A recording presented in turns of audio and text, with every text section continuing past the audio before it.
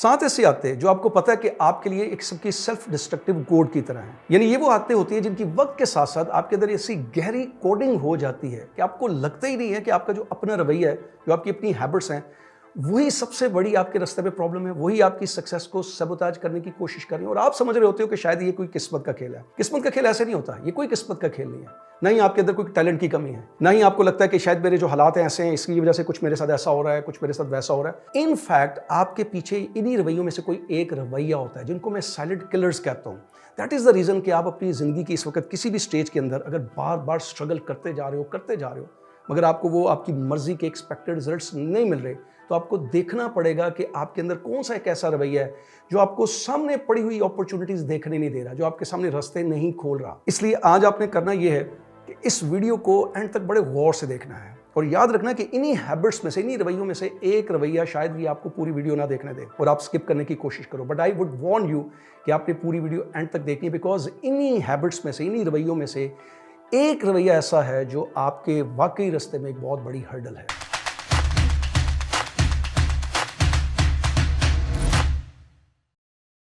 क्योंकि याद रखो, इंसान जब कभी भी किसी जगह पर स्टक हो जाता है, स्ट्रगल करने के बावजूद उसको रिजल्ट्स नहीं मिल रहे होते ना, तो सबसे पहले उसको अपने अंदर देखना चाहिए कि उसके अंदर क्या मामला चल रहा है। मेरे साथ जिंदगी में कई बार ऐसा हुआ है और जब मैंने बाद में अपने अंदर गौर किया, झांका, तो मुझे पता चला कि मेरे अंदर ही कोई ना कोई ऐसा मामला है, कोई रवैया है, कोई ऐसी सोच है जिसकी वजह से मुझे सामने पड़ी हुई अपॉर्चुनिटी नजर नहीं आ रही। एंड एग्जैक्टली अगर मैं आपको बताऊं तो एक 20s में मेरे साथ कुछ ऐसा वाकया हुआ था। I was struggling for something, एक किसी चीज के लिए कोई गोल मैंने सेट किया था, उसके लिए बड़ी कोशिश कर रहा था और तकरीबन 1.5-2 साल से ना मैं स्ट्रगल करता जा रहा हूँ, मुझे वो रिजल्ट्स ही नहीं मिल रहे। स्टोरी चूंकि लंबी हो जाएगी इसलिए मैं बड़ा शॉर्टली बताता हूँ कि मैंने उसके लिए बड़ी स्ट्रगल की and at the and I was so fed up कि मैं उसके लिए गिव अप करने जा रहा था। तो मैंने ना वो चीज़ अपने एक दोस्त से डिस्कस भी की। जो मेरे दोस्त थे वो उस वक्त एज में 12-14 साल मुझसे बड़े थे। और मैं एक बड़ी इंपॉर्टेंट बात बताऊँ कि बाज़ औक़ात अपने से बड़े जो दोस्त होते हैं वो बड़े काम आते हैं, क्योंकि बाज़ औक़ात आपको अपने घर के लोगों की जो बातें हैं ना, वो बाज़ औक़ात आप उनसे ना चिढ़ जाते हो, एडवाइस सी लगती है, खामखा की एडवाइस लगती है। लेकिन जो दोस्त होते हैं ना, वो अगर एज में बड़े हो, तजर्बा हो, वो कोई भी बात गपशप में भी कह देना तो आपको अच्छी लगती है और आप सोचने लग पड़ते हो। So I went to him and I talk to him कि जी मेरे साथ कुछ इस तरह से मसला हो रहा है और मैंने इतनी स्ट्रगल की, इतना सब कुछ किया, लेकिन 1.5-2 साल से मैं एक ही जगह पे स्टक हूँ। मुझे आई थिंक गिव अप कर देना चाहिए, मुझे कुछ होता हुआ नजर नहीं आ रहा, बदलता हुआ नजर नहीं आ रहा। तो जानते हो, एकदम से उन्होंने मुझे कहा सब कुछ बदल रहा है, तुम्हें नजर नहीं आ रहा। And I was like shocked कि सब कुछ बदल रहा है। मैं बड़ा हैरान था। मैंने कहा ये क्या बात कर रहे हैं, मुझे कुछ बदलता नजर नहीं आ रहा, आप कह रहे हो कि सब कुछ बदल रहा है, नजर नहीं आ रहा। तो उन्होंने कहा कि अभी तुमने अपने रवैयों के ऊपर गौर किया? मैंने तुम्हारा एक रवैया बड़े गौर से काफ़ी अरसे से ऑब्जर्व किया है, वो सबसे बड़ा प्रॉब्लम है। और फिर उन्होंने मुझे वो रवैया बताया, इन्हीं हैबिट्स में से वो एक रवैया था और उन्होंने कहा इसको चेंज करो, तुम देखना। मुझे याद है आज भी, उन्होंने इशारा करके कहा कि तुम्हें ऐसे चीज़ें पलटा खाती हुई नजर आएगी। एंड लिटरली जब मैंने उस रवैये के ऊपर गौर किया, उस हैबिट के ऊपर गौर किया, उसको बदलने की कोशिश की, तो I think with in 2 to 3 months मुझे वाकई चीज़ें पलटा खाती हुई नजर आ गई। दैट इज़ द रीज़न मैं ये कह रहा हूँ कि जब आप किसी भी जगह पर स्टक हो जाते हो ना, तो सबसे पहले आपको अपने अंदर झांकना चाहिए। सो जो आज मैं ये 7 हैबिट्स बताने जा रहा हूँ, ये रवैये बताने जा रहा हूँ, आप गौर करना अकेले बैठ के थोड़ी देर के लिए। अब देखना इन्हीं में से कोई एक रवैया होगा जो आपको एक्चुअली रास्ता नहीं देखने दे रहा। तो जो सबसे पहला रवैया आपको अपने अंदर चेक करना है ना, वो ये देखो कि अगर तो आप ये कहते हो ना कि मैं जैसा हूँ बस वैसा ही हूँ, तो ये बड़ी खतरनाक आदत है, इसको आपको चेंज करना पड़ेगा। लेट मी एक्सप्लेन, इसको बड़े गौर से सुनना। देखो, सबसे पहली बात कि आपने अपना नाम तो खुद सेलेक्ट नहीं किया, वो आपके पेरेंट्स ने दिया। And no doubt about it कि पेरेंट्स आपको आपका नाम देते हैं, लेकिन वो नाम आपने कम से कम खुद सेलेक्ट नहीं किया। इसी तरीके से आपकी जो भी क्वालिफिकेशन है, वो या तो आपके पेरेंट्स ने आपके ऊपर इम्पोज की थी, या आपकी सोसाइटी ने आपके ऊपर इम्पोज की थी, या आपके पास 2-4 ऑप्शन ही थे और आपने वो ऑप्शन सेलेक्ट कर लिया और आपने इस वक्त उसको अपनी आइडेंटिटी बना लिया हुआ है। अब जरा सोचो थोड़ी देर के लिए कि over the period of time जिंदगी में कितनी चीजें ऐसी होंगी जो लोगों ने आपके बारे में कही होंगी और आपने उनको एक्सेप्ट करके अपनी आइडेंटिटी बना लिया होगा। बहुत सारे आपने खुद से ऐसे एक्सपीरियंसेस किए होंगे जो नेगेटिव किस्म के होंगे और उसकी बेस के ऊपर आपने कंक्लूजन निकाली होगी, अपनी आइडेंटिटी बना रही होगी कि शायद मैं ऐसा ही हूं। इसका नुकसान सबसे ज्यादा क्या होता है आपको पता है? लेट्स सपोज आप कहते हो कि मेरे अंदर ये टैलेंट नहीं है, तो उसकी वजह से वो जितनी भी अपॉर्चुनिटीज हैं वो आपको नजर नहीं आएंगी। लेट्स सपोज कि आप ये कहते हो कि मुझे मेरे अंदर स्पीकिंग का कॉन्फिडेंस नहीं है, मेरे अंदर स्पीकिंग का कॉन्फिडेंस में बोल नहीं सकता। तो क्या आपने कभी स्पीकिंग की कोशिश की? क्या आपने एनालाइज करने की कोशिश की कि ये आपके अंदर कहां से बात बैठ गई कि आपके अंदर ये स्पीकिंग का कॉन्फिडेंस नहीं है? क्या आपने वो स्किल सीखने की कोशिश की?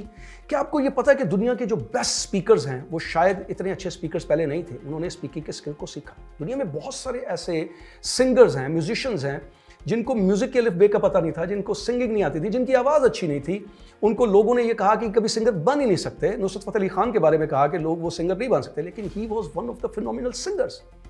दिस मीन्स कि उन्होंने इस चीज़ को अपनी आइडेंटिटी नहीं बनाया। लेकिन आपने over the period of time बहुत सारी ऐसी एक्सपीरियंसेस खुद किए होंगे जिनकी वजह से आपने एक ही दफ़ा कंक्लूजन निकाल लिया होगा कि शायद मेरे अंदर ये टैलेंट नहीं है या मेरे अंदर ये कॉन्फिडेंस नहीं है। एंड दैट इज़ वाई आज जब आप उसको बार बार दोहराते हो कि मैं जैसा हूँ मैं वैसा ही हूँ, तो आपको क्या सामने पड़ी हुई अपॉर्चुनिटी नजर आएगी?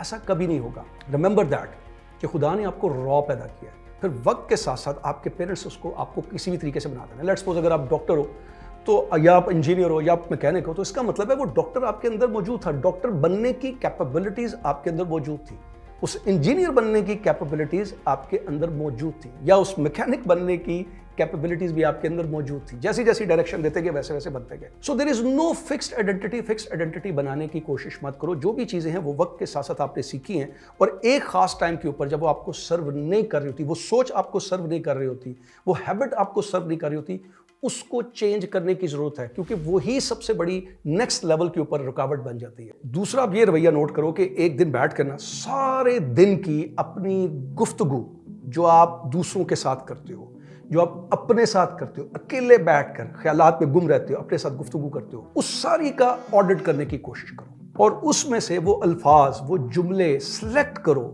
जो आप खुद के बारे में सिर्फ नेगेटिव नहीं बोलते, बल्कि वो नेगेटिव बोलते हुए फील करते हो, या उनको बोलने के बाद फील करते हो, उसके अंदर गुम हो जाते हो, आपको लगता है कि शायद आप ऐसे ही हो। इनको एनालाइज करने की कोशिश करो, क्योंकि आपको नहीं पता कि ये जो आपके अपने अल्फाज हैं, ये words, they have power and influence over you. आपके मुंह से निकले अल्फाज सबसे पहले आपके कान सुनते हैं, और फिर आपके दिमाग में वो जब लफ्ज जाते हैं ना, तो आपका दिमाग कहता है जब ये खुद कह रहा है तो वैसा ही होगा।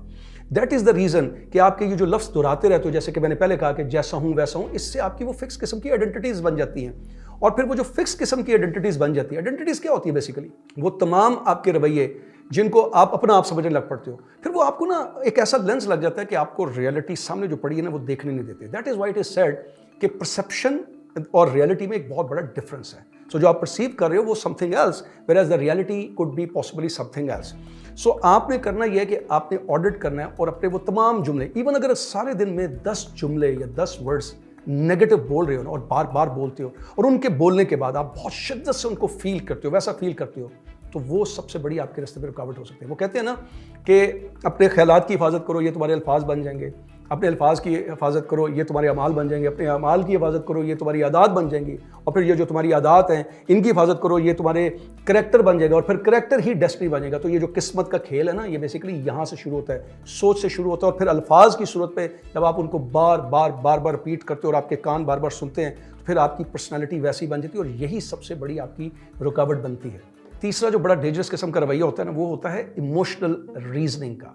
मैं इमोशनल की बात नहीं कर रहा। इमोशनल होना आपको भी पता चल जाता है, और आपके साथ जो इर्द गिर्द के लोग होते हैं उनको भी पता चल जाता है कि आप एक इमोशनल किस्म के इंसान। मैं बात कर रहा हूँ इमोशनल रीजनिंग की, जिसका मतलब पता क्या है कि आप किसी भी अपनी सोच, अपने एक्शन या अपने फैसले को ऑब्जेक्टिवली या फैक्चुअली नहीं एनालाइज करने की कोशिश करते, बल्कि on the basis of feelings कि आपको महसूस हो रहा है। मिसाल के तौर पर अगर आपने कोई डिसीजन लेना है और आपको लग रहा है कि ये डिसीजन गलत हो जाएगा, और आप एंक्शियस फील कर रहे हो, तो आप ये कहते हो कि मैं चूंकि एंक्शियस फील कर रहा हूं, मुझे लग रहा है कि मेरा डिसीजन गलत ना हो जाए, और आप वो डिसीजन नहीं लेते हो। सो जस्ट इमेजिन कि उस डिसीजन की वजह से जो आपके रास्ते में अपॉर्चुनिटीज आ सकती हैं, वो किस तरीके से आप मिस कर दोगे, जस्ट बिकॉज कि आपने अपनी फीलिंग्स को फैक्चुअल मान लिया और उस डिसीजन को ऑब्जेक्टिवली समझने की, फैक्चुअली समझने की कोशिश नहीं की। ये जो अक्सर लोग कहते हैं ना, मैं इंट्यूटिवली फील कर रहा हूं, तो इंट्यूटिवली फील करना is not bad, but the point is कि आप अपनी लॉजिक को कहीं यूज करोगे, उससे एनालाइज करने की कोशिश तो करोगे।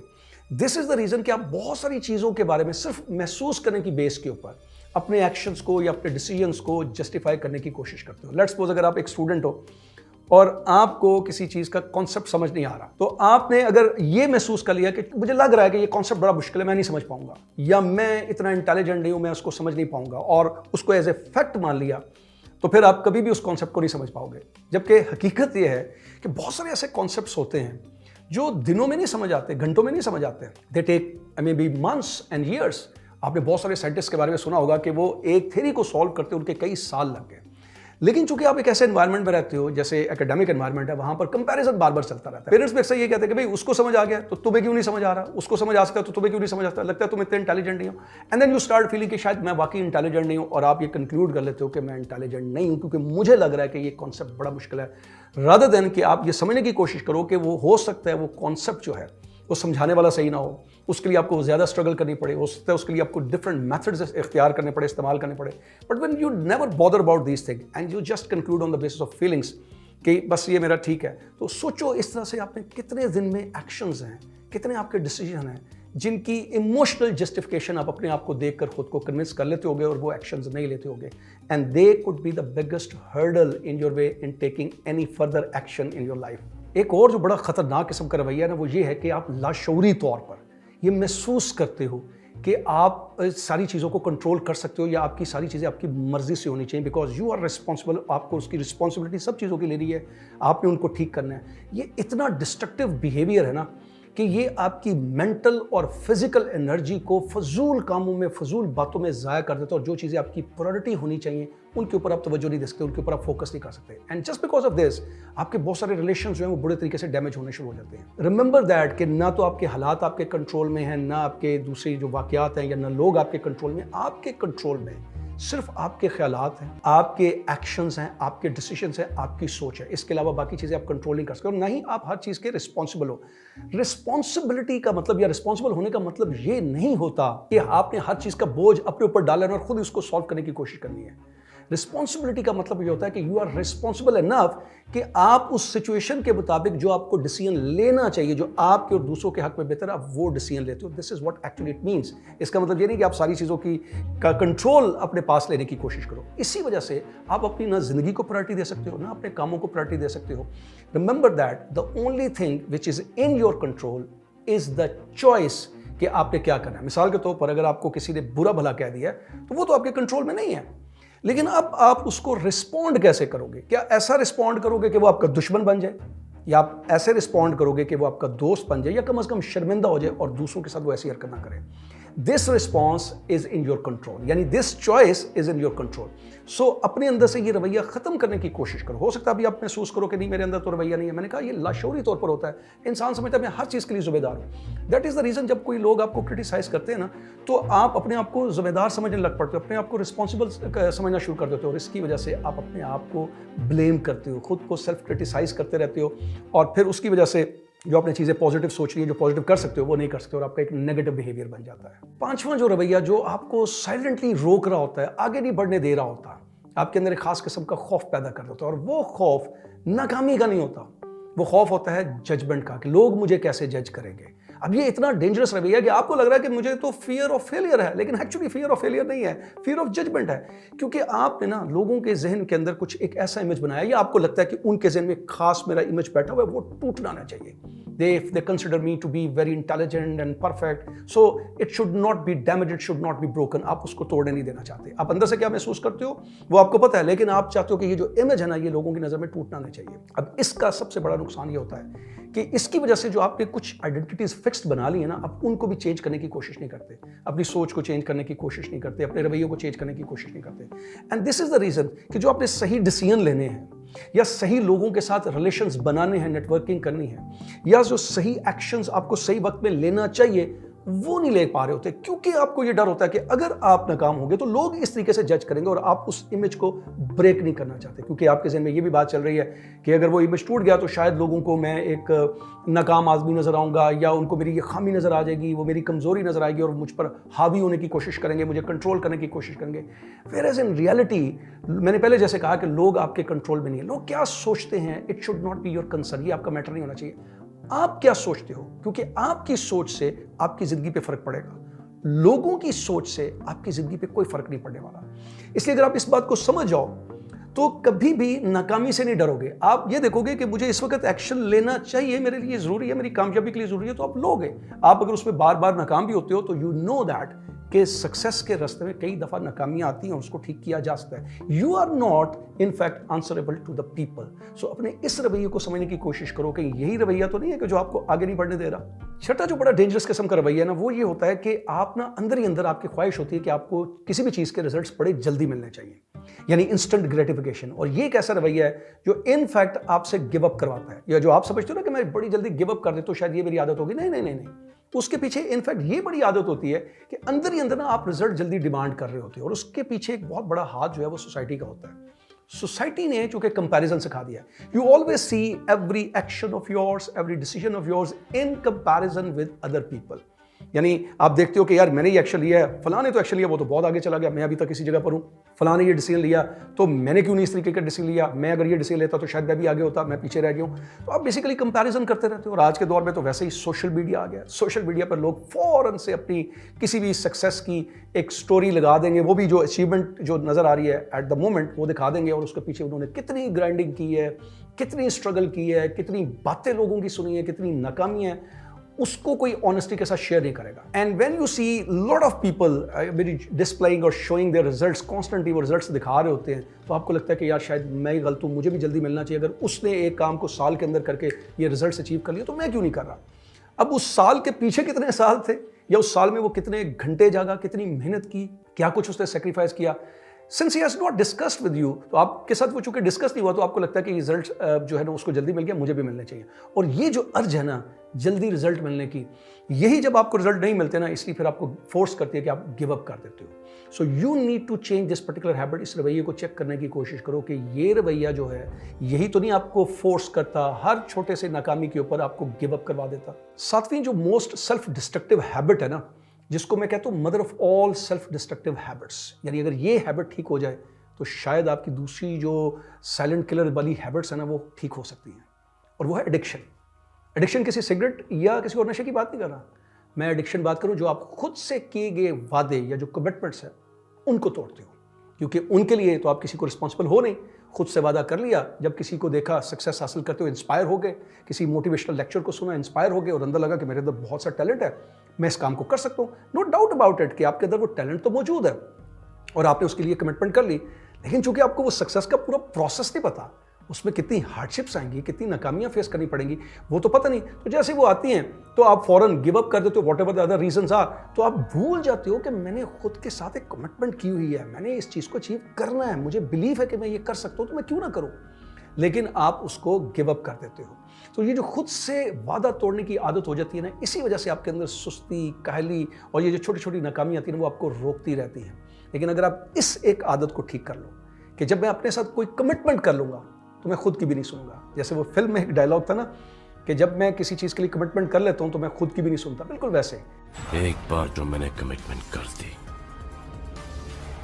उसके बाद तो मैं खुद की भी नहीं सुनता। जब आप ये फैसला कर लेते हो कि अब मैंने ये जो काम करने जा रहा हूँ इसके लिए मैंने खुद के साथ कमिटमेंट की है कि जब तक मैं इसको अचीव नहीं करूँगा, मैं इसको नहीं छोड़ूंगा, तो आपकी सारी टास्क भी प्रायोरिटीज हो जाएंगी, आपका अपना आप भी प्रायोरिटाइज हो जाएगा, आपसे टाइम मैनेजमेंट भी हो जाएगी, और आप हर नाकामी को बहुत अच्छे तरीके से टैकल कर लोगे। सो इस एक आदत को अगर आप ठीक करते हो तो मुझे ये लगता है, because I call this to be the mother of all habits, destructive habits, तो आपकी दूसरी आदतें खुद ब खुद ठीक होना शुरू होती हैं। सो आज थोड़ी देर के लिए बैठ के जरा प्रॉपरली एनालाइज करने की कोशिश करो कि इन 7 हैबिट्स में से आखिर वाकई कौन सी ऐसी हैबिट है जो आपके रास्ते में एक हर्डल बनी है, उसको खत्म करना। और फिर एक कमिटमेंट खुद के साथ करो और एक कमिटमेंट मेरे साथ करो। कमेंट्स में मुझे बताओ कि आप कौन सी हैबिट है जो आपने आइडेंटिफाई की है, उसको आप चेंज करने जा रहे हो, और जब उसके ऊपर काम करो कमिटमेंट के साथ, वादा करो कि उसको मैंने चेंज करना है, उसको चेंज करो, उसके रिजल्ट्स आए, तो दोबारा इसी वीडियो में आकर मुझे आपने बताना है कि मैंने ये कमिटमेंट की थी, मैंने ये कमेंट किया था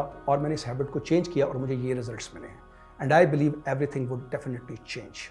मगर इसके साथ साथ फिर भी एक बात याद आपने रखनी है कि ज़िंदगी कभी भी परफेक्ट नहीं होती। ये मुसलसल कंस्ट्रक्शन का नाम है, खुद के साथ बहुत सारी जदोजहद करनी पड़ती है।